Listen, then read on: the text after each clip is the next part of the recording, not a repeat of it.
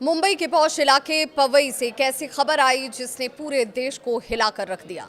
नमस्कार, मैं हूं आपके साथ विभा उपाध्याय और आप देख रहे हैं न्यूज़ 18 बिहार झारखंड का डिजिटल प्लेटफॉर्म। जी हां, एक शख्स जिसने खुद को फिल्म मेकर बताया, 17 मासूम बच्चों को स्टूडियो में बंधक बना लिया। लेकिन कहानी यहीं खत्म नहीं होती, क्योंकि कुछ ही घंटों के बाद उसी शख्स को पुलिस ने एनकाउंटर में ढेर कर दिया। अब सवाल ये उठ रहा है कि क्या ये न्याय था या एक फेक एनकाउंटर, या पूरा का पूरा मामला मुंबई के पवई इलाके के एक स्टूडियो में रचा गया, जहां शुक्रवार सुबह ऑडिशन के बहाने 17 बच्चों को बुलाया गया था। रोहित आर्य नाम के शख्स ने यह दावा किया कि वो शिक्षा विभाग में भ्रष्टाचार पर एक वेब सीरीज बना रहा है। मासूम बच्चे कैमरे के सामने आने को उत्साहित थे, लेकिन कुछ ही देर में ये सपना एक बुरे सपने में जैसे तब्दील हो गया हो।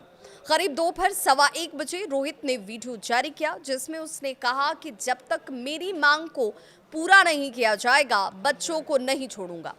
उसकी मांग थी सरकार उसे उसका 2 करोड़ रुपए का बकाया भुगतान करे। दरअसल ये कहा जा रहा है कि वो पहले से भी अपने बकाये की मांग को लेकर अनशन कर चुका था। इस पूरे ड्रामे के दौरान 86 वर्षीय मंगल पाटनकर बच्चों के साथ कमरे में फंसी रही। उन्होंने अपनी जान की परवाह किए बिना बच्चों को शांत रखा और जैसे ही पुलिस वहां पर पहुंची, सबसे पहले बच्चों को बाहर निकाला। इस दौरान वो खुद घायल हो गईं। उप मुख्यमंत्री एकनाथ शिंदे ने उनके इलाज का पूरा खर्च राज्य सरकार की तरफ से उठाने की घोषणा की। करीब 2 घंटे की बातचीत के बाद जब पुलिस ने दरवाजा तोड़ा तो रोहित आर्य ने कथित तौर पर पुलिस पर गोली चलाई।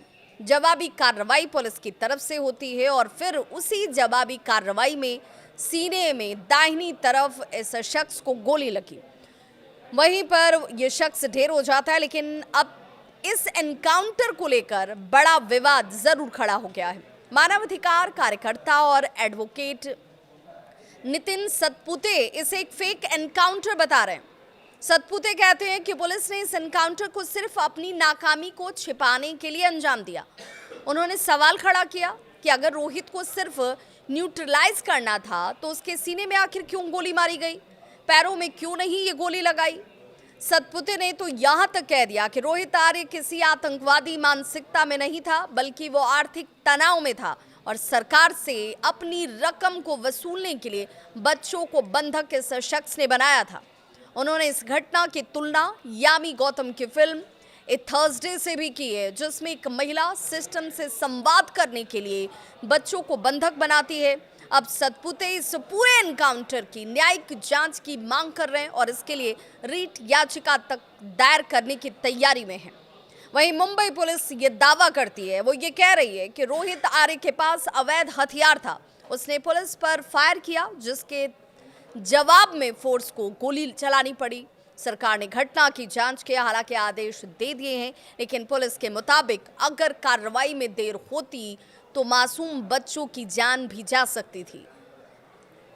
एक तरफ पुलिस को हीरो बताया जा रहा है तो दूसरी तरफ एनकाउंटर पर सवाल उठ रहे हैं। सच क्या है ये तो आने वाले दिनों में जांच में ही पता चलेगा। लेकिन एक बात तो जरूर तय है कि पवई स्टूडियो का ये सस्पेंस वाला ड्रामा मुंबई की गलियों में अब भी इस वक्त गूंज रहा है। क्या रोहित आर्य सच में अपराधी था या सिस्टम का वो शिकार? आपको क्या लगता है, ये पुलिस की जीत थी या एक और ए थर्सडे जैसी कहानी? अपने विचार कमेंट बॉक्स में ज़रूर बताएं और ऐसे ही एक्सक्लूसिव अपडेट्स के लिए चैनल को सब्सक्राइब करें। सच के हर पहलू को दिखाना यही है हमारी जिम्मेदारी।